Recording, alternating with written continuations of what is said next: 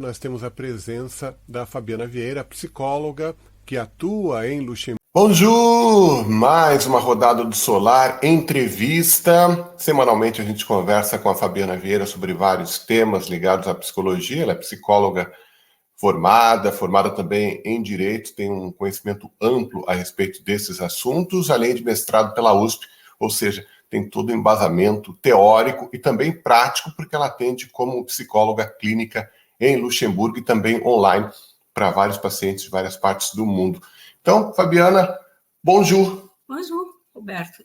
Que é a forma mais fácil da gente falar com todo mundo que está acompanhando ou ao vivo na Rádio Brio, ou então quem está no On Demand, no YouTube, no Spotify, nos outros canais em que a gente chega com esse bate-papo semanal. Hoje a gente fala de conflito de gerações, que é uma coisa que atormenta a humanidade há muito tempo, só que agora parece que chegou num ponto realmente de ruptura, né, Fabiana? Tem várias questões aí ligadas à tecnologia que estão ampliando esse espectro, é isso? O que acontece é que essa questão dos conflitos geracionais é meio que um mito achar que os conflitos são atuais. Né? Conflitos intergeracionais sempre existiram, né? Só vê ali juventude transviada, por exemplo, mas isso aí nem era novo nem naquela época, né? Se a gente for voltar aí décadas e décadas, porque os jovens eles têm como obrigação até fazer rompimento, reagir, né, às convenções, ao que está conservado. Então, as pessoas mais velhas tendem a ser mais conservadoras, elas tendem a querer manter o establishment, e o jovem ele vem justamente para derrubar e para inovar. Então, é natural o conflito, né, um conflito intergeracional. E tem aí questões também emocionais, a questão do crescimento do filho, do jovem, que muitas vezes os pais não conseguem lidar, de repente eles têm uma criança e num dia seguinte, vamos colocar aspas aí, claro, mas eles não se dão conta de que é muito rápido o processo e essa pessoa que algum tempo atrás era cuidada e acatava ordens e regras, de repente, de um dia para o outro, parece que ele tem ideias próprias e quer agir da forma como ele acha mais conveniente e que não é de acordo com o que os pais, o que as pessoas mais velhas entendem como tal. Então, é muito complicado, porque as pessoas que têm mais idade, os avós, os próprios pais, tios, muitas vezes não conseguem ter empatia com o momento desse jovem também, né? Agora, muita gente ouve falar em geração Z, geração Y, geração X. Só contextualiza para a gente, explica quais são as diferenças, né? Os boomers, que agora a molecadinha fala tanto, boomer, né? Vem com aquela tirada ali quando não está satisfeito com alguma coisa, que a pessoa que tem mais idade fala é boomer. Como é que isso funciona? Quais são essas divisões para as pessoas entenderem quando está falando de geração X, Z, Y, alfa, beta, gama, do que exatamente que está se falando? Então, essa questão de dividir as gerações, né, dessa forma, nomear, é só uma questão de nomenclatura, né, para a gente entender um pouco, mas também é importante que a gente tenha flexibilidade para saber assim, não é porque a pessoa nasceu naquela determinada década que necessariamente ela tem que cumprir todos aqueles, digamos, aquele roteiro que é dito que aquela geração tem. Vou dar o meu exemplo, até porque às vezes a pessoa ela nasce num momento transitório, né? Eu nasci em 1974, então eu sou uma típica geração X. Mas eu já estou num momento de transição, porque a década de 70 foi um momento de transição, eu era criança, então basicamente as minhas referências eu comecei a aprender o mundo, as referências, né, nos anos 80. Então eu percebo que, claro, eu tenho características ditas de geração X, mas eu me identifico muito com a geração Y, que é a geração que vem logo a seguir. Né? E que é bem engraçado, quando se começou a falar em geração, para ver como é rápido isso, quando começou a se falar nessa questão de conflitos de gerações, o grande problema eram os boomers e a geração X lidar com a geração Y. Hoje a geração Y já são mães e pais da geração Z. Né? Então eles meio que, hoje é a geração Z, que é a grande, vamos colocar aspas de novo, encrenca nas empresas, na vida familiar, porque é uma geração completamente diferente, a geração Z até da Y. Quer dizer, a Y abriu um caminho, a geração X começou a abrir um caminho, a Y mais ainda, né? E a geração Z rompeu por uma questão, não é a geração em si, mas o mundo vai se transformando, né? O mundo vai, os ideais do mundo, os valores vão se transformando, então coisas que eram tabus deixam de ser, coisas que eram verdades deixam de ser. Então, os boomers, por que é boomer, né? Porque são as pessoas nascidas logo depois do final da Segunda Guerra, que houve uma explosão populacional de bebês. É o otimismo pós-guerra. Então, as pessoas começaram a ter muitos filhos.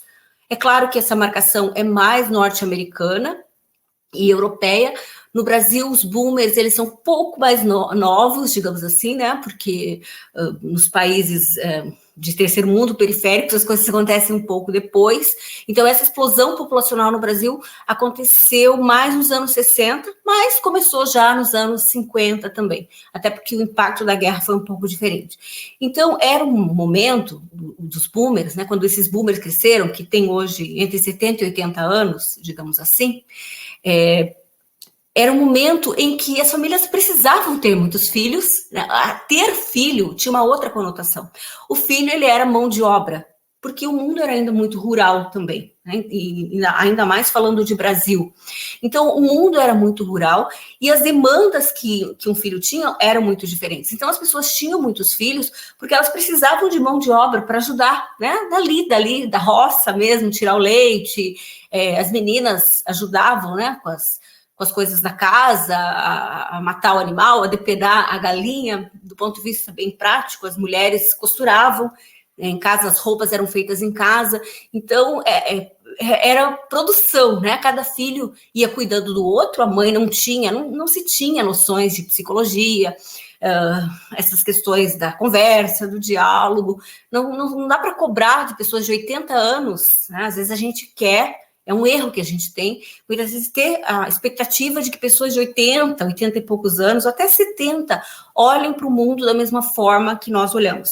É claro que pessoas que leem, pessoas que estão antenadas, eu conheço pessoas de 70 e poucos anos que estão super updated, né? Eu conheço pessoas assim, tem muitas pessoas dessa geração que conseguiram se manter, que conseguiram entender os processos, mas é muito difícil, é um exercício bem grande. Bom, a geração X, ela é filha desses boomers, né? E a geração X rompeu. Embora essas novas gerações, Y e Z, achem que a gente é super careta, né? Eles não sabem o quanto a gente já rompeu. E até os X mais velhos um pouquinho do que eu, né? Que tem 50 e poucos anos, ou até quase 60, principalmente, os hippies, eles são eles fazem essa transição, né? No Brasil, os hippies acabaram sendo mais a geração X, eles estão bem na transição entre os boomers e os X. Então, é justamente a geração que começa com uma tentativa de colocar novos modelos comportamentais, modelos familiares, modelos culturais. Então, por exemplo, o tabu da virgindade é uma coisa que, para minha geração, não fazia quase mais sentido nenhum, pelo menos nos grandes e médios centros urbanos. É uma coisa que, para a geração boomer ainda, a moça tinha que se casar virgem, né? A coisa do vestido branco na igreja. Hoje a gente já vê, aí mudou tanto, na minha geração isso ainda não era meio estranho, mas hoje a gente já tem, por exemplo, casamentos em que os filhos vão no casamento e tudo bem, né? No casamento formal, a moça entra vestida de noiva. Esses dias mesmo, assim, uma colega minha de trabalho, eu não sabia que ela não era legalmente casada, ou não tinha se casado na igreja também, não vejo problema nenhum. Ela tem um bebê e eu achei bonito, né? Porque eu vi uma foto dela se casando, eles moram aqui, e eu vi uma foto dela, foi ao Brasil, se casou, com um vestido de noiva e tal, e o bebê lá de 1 aninho comemorou o aniversário de 1 aninho dele. E não tem problema nenhum, ninguém julgou isso, né, como um problema, como um comportamento estranho. Então, essas mudanças de comportamento começaram com a geração X, na verdade. A geração X abriu a foice, né, lá com os hippies, e depois a geração X, acho que colocou carimbo nessa questão das mudanças de comportamento. Então, a geração Z pensa que está inventando a roda, mas nós é que rompemos a própria questão dos homossexuais, começou a se falar um pouquinho na década de 80 em relação a isso, mas, enfim, é importante entender que as gerações elas vão se sucedendo e a anterior sempre já traz alguma inovação em relação à geração posterior. Então, só para ficar mais fácil para as pessoas entenderem essa cronologia das gerações, ali, os boomers, a gente está falando de uma realidade mais brasileira, então, né? Pós-Segunda Guerra, anos 50 e 60, e aí a gente vai ter a geração X, anos 70 e 80, e o que é chamado de millennials, aí a gente vai ter, aí sim, uma outra geração, que é aquela que já nasceu com o advento da tecnologia, já nasceu nessa transição, criança ainda vendo a internet nascer e podendo ter esses insumos tecnológicos. Então, os millennials acabaram entrando no meio aí dessas gerações e viraram meio que também um inimigo em comum. A gente vê muito isso acontecer. O pessoal da geração Y ali, é culpa dos millennials. E os boomers falam, os millennials é que estão fazendo tudo isso. Então, ficou ensanduichado no meio dessas duas gerações, uma com praticamente zero tecnologia e a outra nativa digital, com tecnologia no berço já. A tecnologia, então, ajudou a ampliar esse conflito. E como é que isso se verifica nas organizações? Você tem essa experiência também como gestora de RH nas empresas, trabalhando com essas equipes, dando treinamento, e também na psicologia clínica. Então, como é que esse conflito ele se reproduz nas relações pessoais e como é que o psicólogo age no sentido de diminuir esses conflitos? Então, o importante é sempre tentar fazer... O psicólogo ele tem uma função muito intermediadora, né? Então, fazer com que a pessoa, o outro, tenha empatia, desenvolver empatia. Isso nas relações amorosas, conjugais, nas relações de trabalho, nas relações de amizade, nas relações parentais entre pais e filhos e pais. A função do psicólogo é sempre fazer com que pais entendam um pouco o processo dos filhos, filhos entendam os pais, né, isso no atendimento. Na empresa também, fazer com que chefes, por exemplo, da geração X, mais conservadores, né, tem também, ou boomers, eventualmente. Os boomers, nesse momento, quando eu comecei a falar dessa questão de geração, os boomers ainda estavam nas organizações. Hoje, a grande maioria já está aposentado, né? Então, não existe mais tanto conflito de boomers com as outras gerações em empresa. Alguns estão, é claro, na ativa, pessoas de 70 e poucos anos, mas a grande maioria já se retirou, né, do ambiente de trabalho formal ou está empreendendo, algo assim. Mas a grande questão é tentar entender o mundo do outro. O conflito ele é inevitável, mas sempre o conflito, é importante que o conflito seja perpassado, né, que antes do conflito aconteça o diálogo, tentar entender, tentar explicar para a pessoa, por exemplo, o fato da geração Z ficar muito no quarto. Tem até um livro agora, né, Adolescentes no Quarto. Não é um fenômeno novo, adolescente no quarto. Mas a questão é que antes o adolescente não tinha muito o que ficar fazendo no quarto dele, a não ser que fosse um adolescente de classe média, que tivesse TV no quarto ou videogame nos anos 80. Mas, via de regra, ou as meninas, né, ficavam no quarto, mas com a amiguinha ou no telefone, alguma coisa nesse sentido, fixo. Hoje, a criança, o adolescente, ele tem um mundo ali na mão, no quarto dele. Então, ele pode acessar qualquer país, qualquer continente, e essa é a grande questão, né? Tem um lado muito bom de que o mundo está na palma da mão deles, eles têm acesso a todo tipo de informação que nós não tínhamos na nossa infância e adolescência. Por outro lado, a geração Z, né, que é a geração mais nova, aí não são nem as crianças, são os adolescentes e jovens adultos, que são os Z, que estão ingressando hoje no mercado, 20, 21, 22 anos, já é a geração Z. Então, que são os nascidos pós anos 2000, né, a geração Z.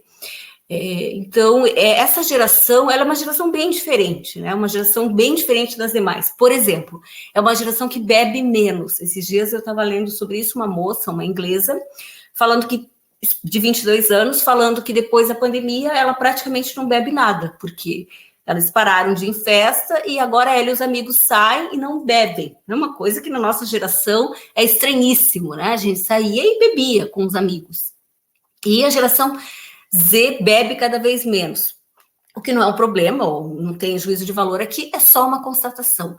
A geração Z, por exemplo, não quer ter carro, eles não querem aprender a dirigir, de modo geral. É claro, a gente está aqui falando de uma generalização, mas é muito diferente das gerações anteriores, principalmente no Brasil, né? Na Europa, essa questão do carro é culturalmente muito diferente, as pessoas aqui usam muito mais transporte coletivo, não tem esse preconceito, mas no Brasil, o jovem, nos anos 60, tudo que ele queria, né, era ter um carro, que era muito difícil, diga-se de passagem, né? Só jovens de classe alta que tinham um carro. E assim por diante, nos anos 60, 70, 80, 90.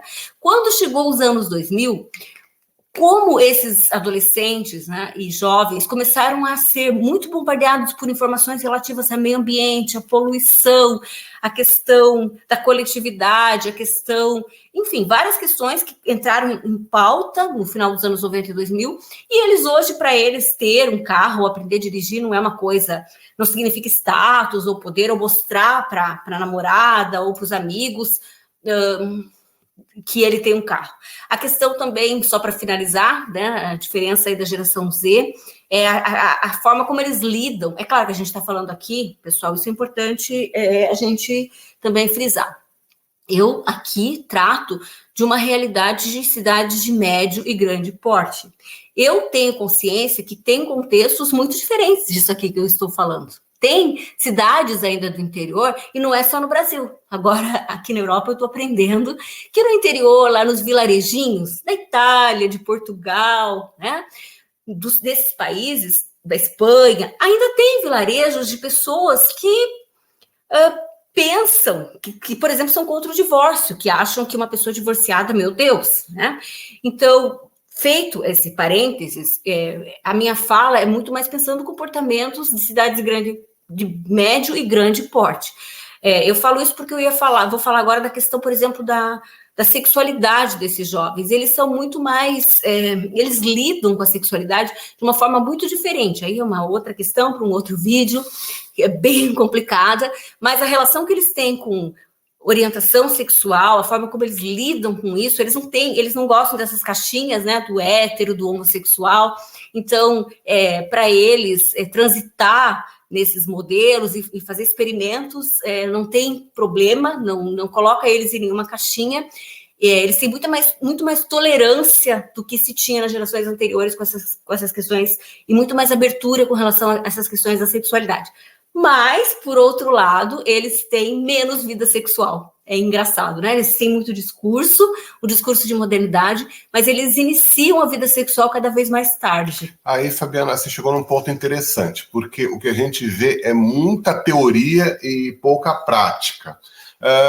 Se você começar a fazer um recorte histórico, desde a Revolução Industrial, você vai ver que as crianças ali no século XVIII, XIX, como você bem pontuou, em países periféricos como o Brasil, isso demorou mais para acontecer por conta do desenvolvimento econômico, etc. e tal. No Brasil, você pode falar nisso e até começo do século XX, que é quando a industrialização ganhou forma no Brasil, especialmente em São Paulo, e aí tinha aquele esquema de indústrias trabalhando dia, tarde e noite. E ali tinha crianças fazendo aquelas jornadas de trabalho dignas da Revolução Industrial, que criança só tinha direito a dormir, se alimentar e trabalhar 14, 15 horas por dia. Essa é a realidade de muitas famílias que vieram trabalhar como imigrantes no Brasil, por exemplo, e os avós contam isso e as pessoas hoje em dia ficam, nossa, era assim? Era desse jeito. A criança saía cedo para trabalhar,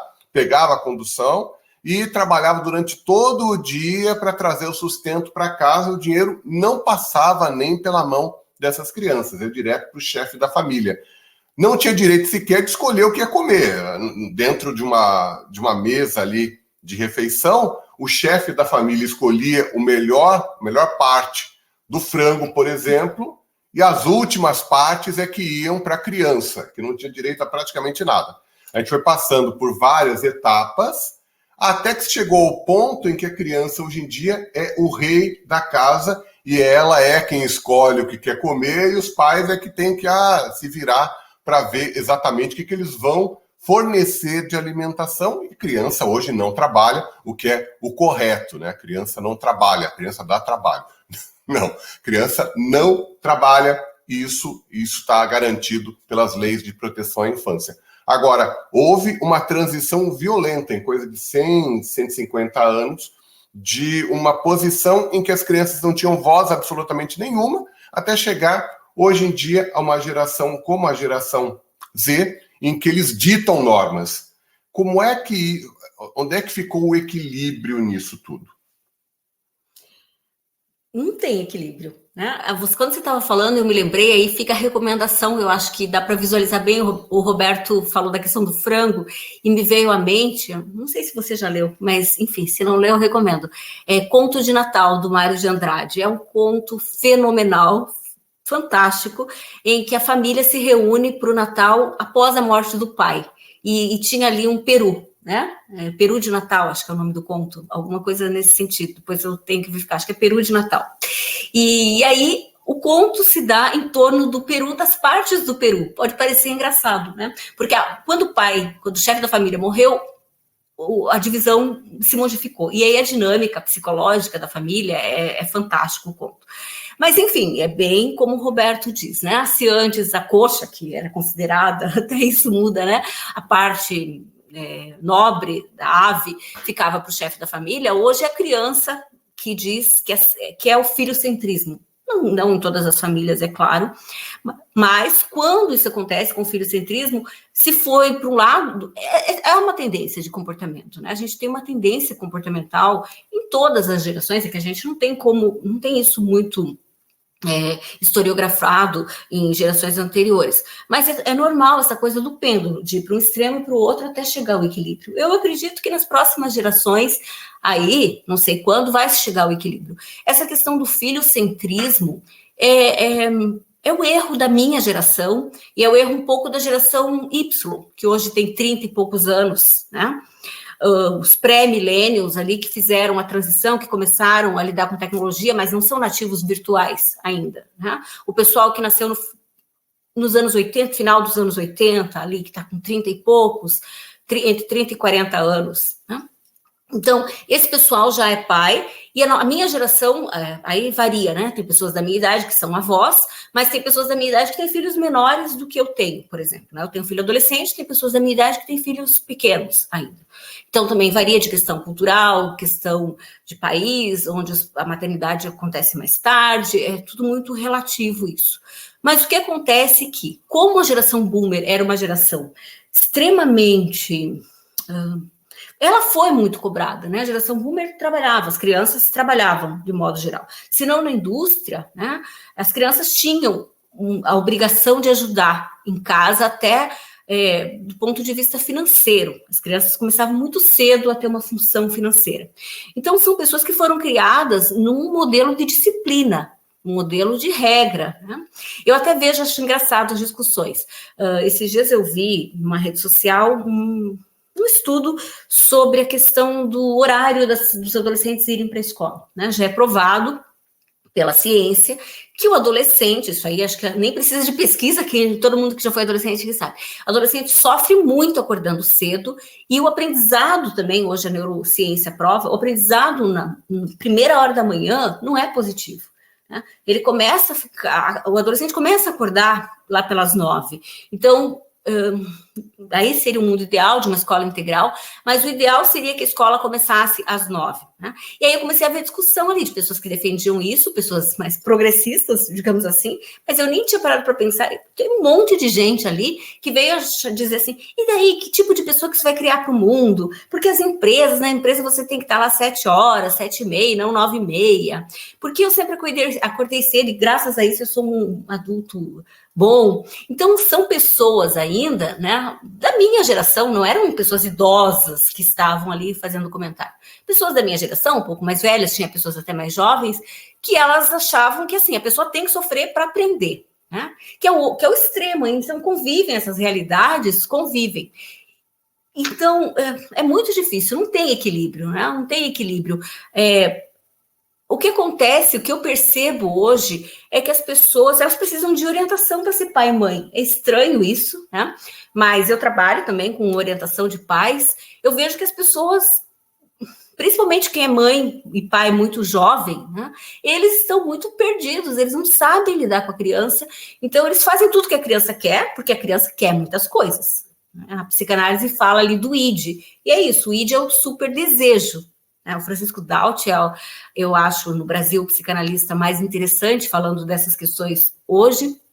Então, a criança, ela faz birra, a criança quer, ela não tem noção ainda do não. Mas a função da família é justamente colocar limites, o que não significa que a criança não possa ter prazer também e ter atendido os desejos dela. Mas elas têm que saber também que não pode, que não quer. Então, essa geração Z, ela é meio complicada, porque ela é uma geração que ela é fruto desses pais super permissivos. Né? Não todos, não dá para fazer uma generalização. Há muitos filhos únicos, ou 2 filhos no máximo também. A queda da taxa de natalidade, isso também é muito diferente, você ser um filho, ter um irmão ou não ter irmão, do que você ter 4 irmãos em casa. Tudo isso muda a dinâmica familiar também. Então, a gente está chegando já ao final do nosso papo, passa muito rápido, tem muita coisa para ser dita, mas toda semana a gente dá uma pincelada nesses assuntos, volta esse assunto lá na frente com outro enfoque, tendo essa questão da sexualidade, que é bem importante, bem relevante, até com essas séries de novas denominações que muita gente tem muita dificuldade em entender onde é que se enquadra cada um dos indivíduos. Mas isso é assunto para uma próxima conversa. Eu queria pedir, então, Fabiana, para você deixar os seus contatos, onde é que a pessoa pode te encontrar. Aqui em Luxemburgo, você atende ali perto da GAR, né, no centro do Luxemburgo. Quais são os canais para te localizar nas redes sociais? E também tem um aplicativo, né, relativo às consultas para os profissionais da saúde aqui em Luxemburgo. Fala um pouquinho a respeito para a gente finalizar, por favor. Então, o Doctena é o aplicativo em Luxemburgo para marcação. Né? Eu atendo muito agora remotamente, mas vocês podem fazer a marcação ali, aí eu entro em contato. Sempre eu gosto de entrar em contato pessoal com os pacientes, para ver a questão de horário, para ver a questão do que fica melhor, porque hoje, para muitas pessoas, acaba que a pessoa marca presencial, mas depois ela pensa, poxa, mas remoto, dá para ser remoto? Aí não preciso me deslocar. Luxemburgo, para quem não é daqui, é um país pequeno, mas é assim, se a pessoa mora lá no norte, na fronteira com a Alemanha, por exemplo, né, é um país pequeno, mas para a pessoa se deslocar, ou se ela mora no extremo sul, para ela se deslocar até o centro, até a Ville, né, de Luxemburgo, Luxembourgville, é meio complicado. Então, às vezes a pessoa chega correndo do trabalho. Eu tenho muitos pacientes que eu atendo remotamente aqui na Europa por conta dessa questão dos deslocamentos. E no Brasil, da mesma forma, alguns pacientes que eu tinha quiseram continuar comigo, porque é meio que natural, as pessoas acabam desenvolvendo um vínculo, né, com o seu psicólogo. Bom, os canais, então, são o Doctena. Eu tenho um canal no YouTube agora, né, que é o Psiconversa também. Aí vocês podem procurar lá no YouTube e me contatar por lá. Eu também acho que o Instagram é uma forma legal, eu sempre posto os vídeos lá, fabivieira.psico, tá? Então, essas são as formas de contato. O meu telefone tem o código de Luxemburgo, 352-691-322-216. Então, fica aí os contatos, e eu sou uma pessoa que geralmente dou feedback, dou retorno, respondo questões, e é isso. Se quiserem fazer comentários sobre a questão das gerações, é interessante contribuírem, fica a dica. Então, tá certo. Então, por favor, repita o número de telefone com detalhe, tá? A Fabiana, ela faz atendimento em português, que é a língua materna dela, mas também faz em outras línguas. Então, finaliza pra gente, por favor, Fabiana, dizendo aí quais são essas línguas nas quais você dá atendimento e também o número de telefone, apenas para ficar claro, para quem está ouvindo pelo rádio, ele precisa sempre pegar rapidinho um lugar para anotar, para marcar. Qual o número? 352-691-322-216. Né? Os portugueses, eles não usam o 6, é o 6, né? Então, substitui aí o 6 por 6. Então, 691-322-216. E atendimento em? Português, inglês, espanhol e em breve em francês, espero.